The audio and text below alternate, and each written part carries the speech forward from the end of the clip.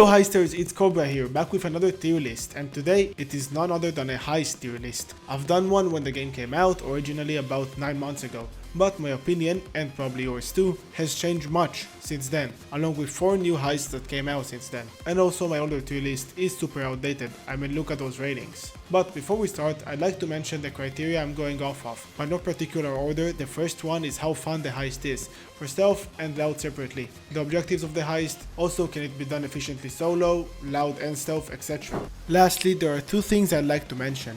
First, being that everything is measured on overkill difficulty of course.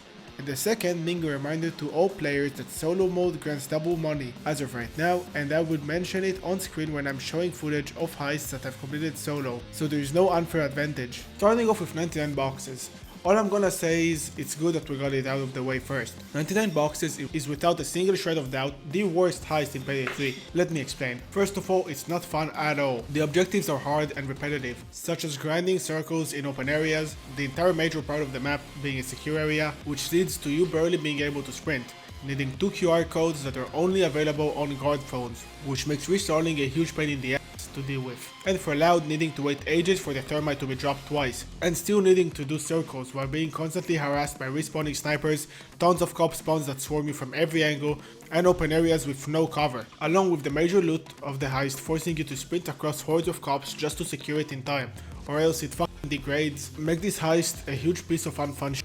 I've already talked about stealth and loud, but I'll go over the smaller details now. Getting the cameras off is a huge hustle, as getting the blue key card is on the opposite side of the map, and chances are you never even go back once you get there. Getting the liquid nitrogen is alright, finding the computer is alright, but getting the QR codes is a huge pain, and not only that, the next part of the heist forces you to zipline over to the huge secure area and start looking for containers between a huge amount of guards and cameras just to start a circle stepping phase and giving you loot that forces you to sprint back to the spawn area between so many guards, or else you lose a huge chunk of money. For now it goes pretty similarly, except instead of QR codes you need to wait what feels like 10 years for Bile to drop each thermite bag. Like seriously, why can't he drop them both at once? Why do we have to do this part twice? On No Rest for the Wicked, he drops 2 thermite bags twice. Why can't he do that here? And don't get me started on sprinting through the huge open area on loud just to secure one of the 2 required loot bags. Optional loot does exist in this heist in the shape of random ass containers being openable and giving 2 money bags each in them, which is super hard to transport successfully. As a solo player, stealth is a pain and loud is outright impossible on overkill difficulty.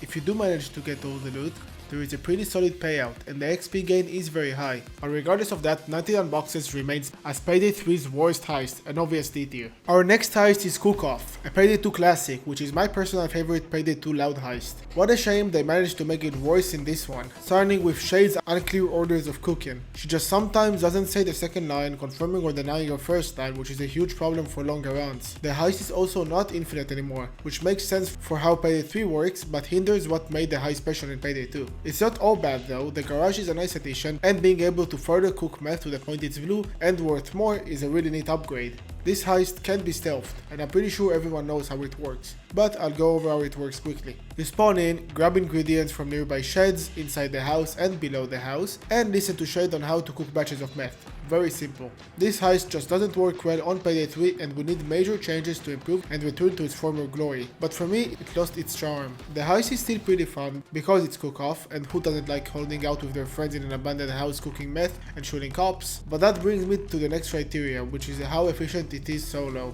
and it's not at all. The bots are unreliable and can't cover you as you're the only player available to cook meth, so you're pretty much bound to bring sentries, and that blocks your deployable spot, which is already Cook-Off's biggest problem, survivability. Because Payday 3 doesn't have infinitely regenerating armor like Payday 2 does, you run out of resources very fast on Payday 3. There is no extra loot but the meth in Cook-Off, but getting all 19 bags on overkill solo is borderline impossible, which makes getting the minimum amount of 3 bags and restarting your best option. The payout is pretty bad, but the XP gain that was recently doubled is still low in my opinion. But we must consider the fact the heist is very short when only doing the minimum amount of 3 bags, which balances the ratio of the bad cash and XP. Overall, Cook-Off is a solid heist but needs major improvements to make it to the big leagues. B tier. Next up, Dirty Ice. Everyone's favorite farming simulator, as it boasts a below average XP gain and the worst monetary gain in the game, but a very fast completion time, making it a true farmer's dream. For both stealth and loud, the heist is pretty straightforward. Get in, grab jewelry, toss it in chopper/van, and get out. The side loot in this map is pretty much nothing again. Everything you can secure counts towards the main loot, even the secret stone in the vault. A special thing about the early Heist is the manager. You can get the manager to open her workshop for you and clean the bags with it, taking about 40 to 50 seconds per bag and giving a pretty shitty reward in return. Most players I see like cleaning, but the truth is, cleaning barely gives any monetary gain and 0 XP gain. Aside from that, for solo, it's efficient and fun to run since it's a quick 4 to 5 minute adventure on both loud and stealth. Getting all loot on loud is relatively easy, but on stealth it's quite a challenge without the appropriate skills, since there are plenty of civilians and cameras watching you where 8 major jewelry loot bags are. The early Heist is an alright heist, but is nothing special, another B tier. And now we've reached the crowning jewel that is the Golden Shark Bank. Golden Shark is a masterpiece of a heist, on stealth, and a very challenging yet fun heist on loud. On stealth, you're required to get inside, get a QR code, find the bank manager's room, and grab his red keycard. Then use it to get to the main area of the heist. From there, you need to hack 2 computers to get the vault's code, and then flip 4 switches that change colors to open the actual vault. Just kidding, you also need to find and grab a blue keycard, and hack the manager's room, then quickly get back to the vault and swipe it there too. The main loot of this heist is a server located in the vault, and almost but not all money bags that are there too. I'm going to classify this heist as a heist that doesn't have optional loot, since you are pretty much grabbing everything. On loud, it's a different story. Same start, but after getting upstairs, you have to do a quick circle objective and hack a computer, before using a huge thermal drill to breach the vault, which uses oxygen you'll have to replace, all the while getting swarmed by huge hordes of never-ending cops coming in from the stairwell. After that, you need to haul up the loot to the roof filled with a barrage of snipers, and transport the very large amount of loot bags into the chopper before escaping. A nightmare in solo, but actually very fun when playing co-op. In terms of fun factor, this heist is spectacular. It really pieces everything together. The visuals, the gameplay, the soundtrack, the team play, and even the story. After the heist, you'll be rewarded with a huge amount of spendable cash, as the payout is one of the best in the game, and a very respectable big chunk of experience. Golden Shark is a spectacle and deserves no less than S tier. The first heist, No Rest for the Wicked, is our next heist, featuring a very fun fast stealth experience and a pretty average loud experience. For stealth, you have to get inside the bank's back area, flip a switch, and get a QR code, then get a red keycard and open its respective door. Then hack a computer that is only hackable if you pull the aforementioned switch. All of that you can do en masse, but after that part you'll be forced to mask up, find a special civilian and escort him all the way down to the vault before scanning his retina, which leads you to hacking the manager's computer, which is usually in a room full of civilians, and then getting the vault's code. But we're not done yet. Your payout is further blocked by the die packs on the money, which will explode if not defused quickly enough. As a solo player myself, I consistently managed to get 7 out of the 8 die packs, with an occasional full house of 8 defused by my lonesome. Of course, after that you can take your loot, open up the lockboxes if you wish, and get out. On loud, you are tasked with opening the vault room from above using thermite, and it's basically a waiting simulator for about 5 to 7 minutes before going down, grabbing the loot and moving it 80 plus meters to the other side of the map to an open road with 0 cover, then being forced to disable 4 metal boxes in order for the van to come in and secure your precious cash before leaving. There is no side loot in No Rest for the Wicked, as the only lootables are cash packs, which yield a pretty bad payout. Less than average, but decent for the time spent. In terms of XP, it's actually slightly above average if you do manage to get all bags, which is pretty easy on stealth but pretty challenging on loud, since the cops charge in from above when opening the lockboxes. No Rest for the Wicked's rating might surprise you, but it gets an A tier from me, for being a very fun stealth that keeps me coming back, good XP gain, and I'd say this heist is already a certified classic with its iconic look. Road Rage. Where do I even start? At launch I used to hate this heist to its core for being a super plain, boring, short and unfun. Shortly after launch it became a farm fest, which added to my hatred of it, as it was the worst farm I've ever seen and it was truly brain running. Road Rage is a loud only heist that makes you take over a genset truck and escort it through a bridge for about 3 minutes and encountering obstacles such as gates, before drilling it from underneath, grabbing rare materials and escaping. Super simple, super plain and super boring. I despised its basic nature, but since then I've learned to somewhat appreciate it, as it can be a fun heist that has great monetary rewards and slightly above average XP gain, but at least it's not painfully difficult and stupidly designed as some of the other heists. The optional loot in this heist is cash, and it's very easy to get since it's located right next to the primary loot, so everyone just grabs both. As a solo player, it is an alright heist, but it is pretty difficult since you lack resources because you can only bring one deployable for yourself, and being the only one able to escort the truck and fix its path is hard. Road Rage makes me rage offer, and for that it gets a C tier rating from me. Next up, Rock the Cradle, my personal sweetheart heist, which I was the first one to figure out an OP pathing on right after launch, and since have been patched, until I found another that was patched again, but I still managed to find a workaround. It's a weird heist. The long intro was necessary because the exploit I discovered truly shapes the heist. I'll start with Loud. On Loud, Rock the Cradle is super plain and unfun for me personally, since you lose the primary loot, which is the crypto wallet, and are tasked with grabbing whatever, aka money and coke. Very simple and boring. You spawn in, drill a gate, run down, hack open an optional vault, build a chopper cage to secure the loot in, get the loot inside and escape. Super simple and boring, because the heist was never intended for Loud. Stealth is the real gem. In Stealth, you are tasked with getting in the VIP area, which can only be accessed with either a VIP access tag or the blue keycard, stuck to one of the guards' ass. To get the VIP access tag, which also grants you with immunity to detection, you must go through a long convoluted path requiring you to find the manager hacker phone that's stuck to your back, get the red keycard, hack a laptop, and only then you're granted with the VIP access tag. To get the blue keycard, you must sabotage the speaker system, but that route forces you to mask up, making it super difficult to use the blue keycard afterwards since it's very easy to be spotted. And the third route is my exploit. You see, if you bump into one of the guards purposefully and get spotted, while he escorts you out, you nab his friend's keycard and quickly swipe it. You can get in the VIP area in less than 1 minute, which usually takes over 10 to 15 minutes. After that, you need to find the right switch to flip it, hack a computer, and get the crypto wallet before you can leave. This exploit makes this heist a breeze, and what forced them to make its XP gain the lowest in the game. On the contrary though, the loot is worth plenty for the time spent. Getting all loot is incredibly tough and only available on Stealth, since the manager's room where the VIP access tag is holds one painting, which is mandatory, along with the crypto wallet, only available on Stealth.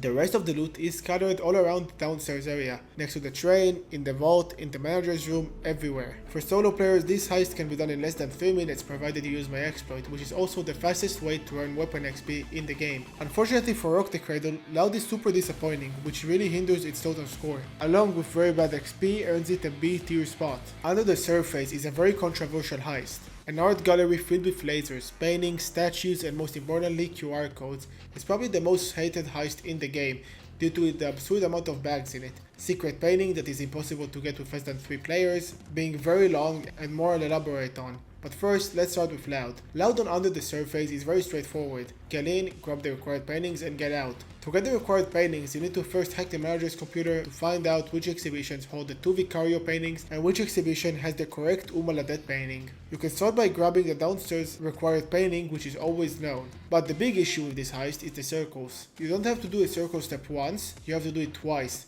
one for each floor. And it's especially annoying considering there is only one required painting in the first floor, but it's very long and tedious. And the reason you might hear some players calling this heist Under the Circles. After grabbing it, you need to go back to the manager's room, find their secret safe and crack it to get a USB stick. Then you need to find the server room holding the spectrographer, a tool that will decipher and find the correct Umaladet painting that will either be in exhibition E4 or E7.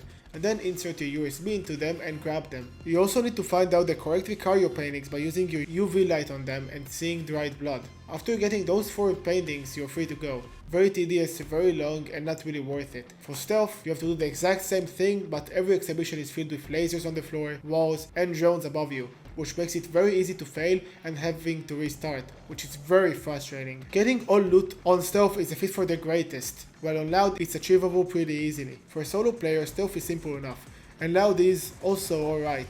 But you have to be fast, since the longer you take, the more cops will flood the art gallery, and before you know it, you've lost. The money gain for this heist is very good, while the XP is amazing, but this heist just isn't really worth your time. Under the Surface, with its unfun gameplay, random contractor, and good rewards, gets a C tier spot. We're getting into the DLCs now, with Syntax Error, Payday 3's first DLC, which is very unique in the fact that an AI called Synth controls the surveillance system around the heist. I start with Stealth for this one.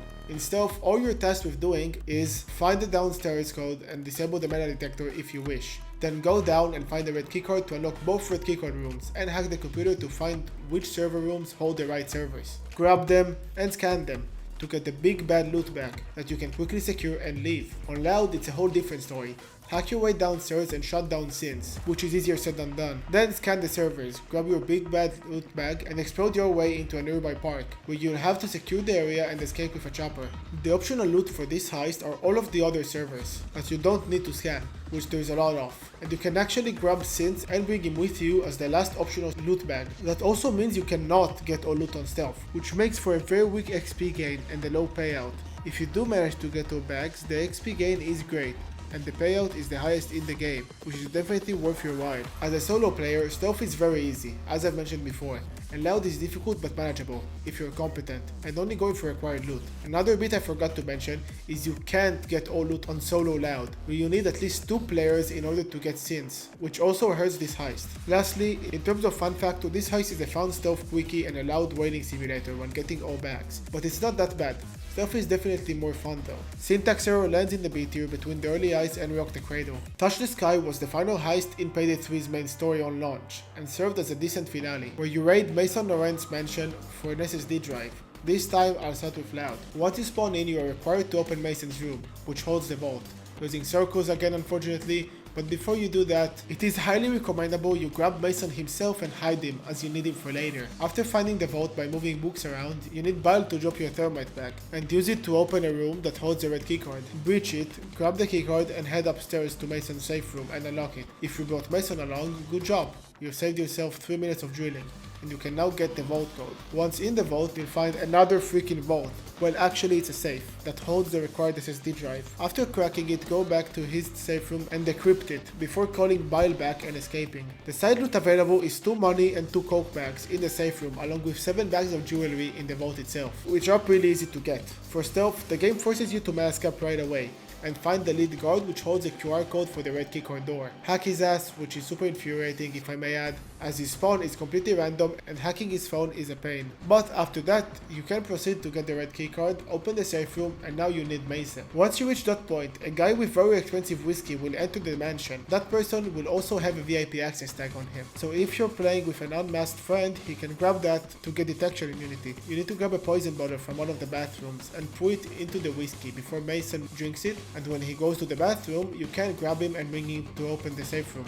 which again holds the vault code. And I haven't even mentioned the vault yet. It's the same circle step, but this time you can do it whenever opposed to at the start. Get in the vault, open the safe, decrypt the SSD and leave. As a solo, the heist on stealth is relatively easy and simple. And as for loud, it is hard to do all of the circles by yourself, protect the thermite, protect Mason and escape successfully, but it's pretty manageable if you know what you're doing.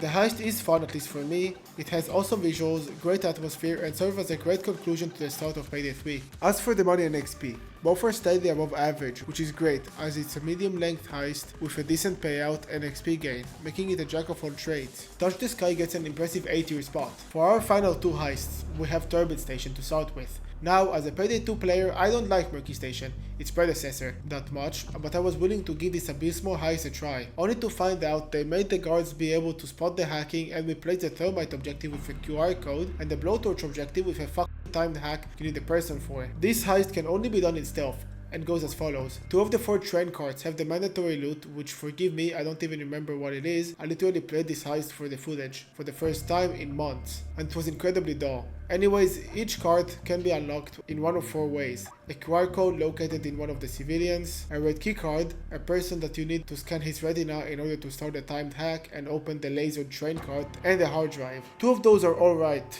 being the red keycard and the hard drive. One is manageable, which is the QR code, and one is outright fucking stupid, being the person.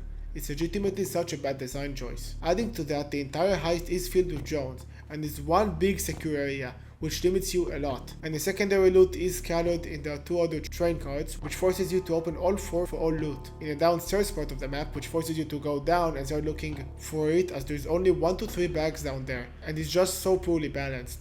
As a solo, this heist can be done simply if you get good RNG. If you don't, fuck you. Forgive me guys, but I could not be bothered to complete this garbage pile of a heist to figure out the XP gain and monetary gain on overkill difficulty, but it really does not impact my rating for this horrible, unfun mess of a heist. Couldn't think of a more obvious D tier except for you 99 boxes. Here, you're finally not alone now. One thing I will mention, I think solo mode's RNG changing on every restart actually helps this heist a lot. Lastly, the final heist, the most recent Boys in Queue. Poison Brew. Or wait, was it barbecue? Oh, for fuck. Boys in Blue is a recently released Payday 3 heist that breathed life back into the game with its spicy soundtrack, great fun gameplay, incredible update as a whole, and many other things. On stealth, you start off outside the police station, and when getting inside there is a donut box in front of you. You are highly recommended to grab it. From there you can head left and keep an eye out for a QR code that can be pretty much in any part of the map. Get upstairs and find the captain's room. Then use the donut box you grabbed earlier to lure him out and hack his PC, before hacking another PC and getting the correct locker number that holds the red keycard along with the employee's name, which you'll need to grab his fingerprints. After getting both of those and using your QR code to open the locker room, go to where the donut box was and head to the back. There you'll find the entrance to the vault, and you can from there grab the gold bags and throw them in the small vent located near them, since the pressure plates outside will not let you leave with the bags on your back. Move the loot slowly but surely, as there is a guard that will constantly watch the area and disrupt you when you move the bags safely to the van and escape. Loud is a whole different story. After spawning in, you need to go to the parking lot and explode your way into the vault's hallway for attaching the winch from a cop car to the vault's door and powering it with a generator, while the cops continuously try to shut it down and tear you to pieces. After the winch is finally done, you can either use the red keycard or a drill to enter the gold area and grab it before using a cop car to escape, but not before getting its keys, which are located somewhere on the map. It sounds quite short on paper, but trust me, there is much to do. The optional loot in this heist are 2 money bags upstairs located in safes in the lieutenant's room and the construction area, along with a cocaine bag and a rare materials bag in the vault itself. All of them are pretty easy to get and move. As a solo player, loud is nearly impossible, but stealth is quite a breeze once you get it down and realize how straightforward it is. It's very fun and also rewarding. Phenomenal XP gain on loud, very good on stealth, and I would say average cash gain. Boys in Blue is getting itself an A tier spot for being a true masterclass of design, but having slight drawbacks from S tier, like the loot gain and the fact the cops are super annoying that if they spot one thing out of place, they instantly sound the alarm. This is an intended mechanic since cops are supposed to be more careful than run-of-the-mill guards. But that's it for this tier list video, guys. I hope you enjoyed it as much as I enjoyed making it. We're nearing 2,000 subscribers, so please consider leaving a like and a sub. Thanks a lot for watching, and I'll see you in the next one. Peace.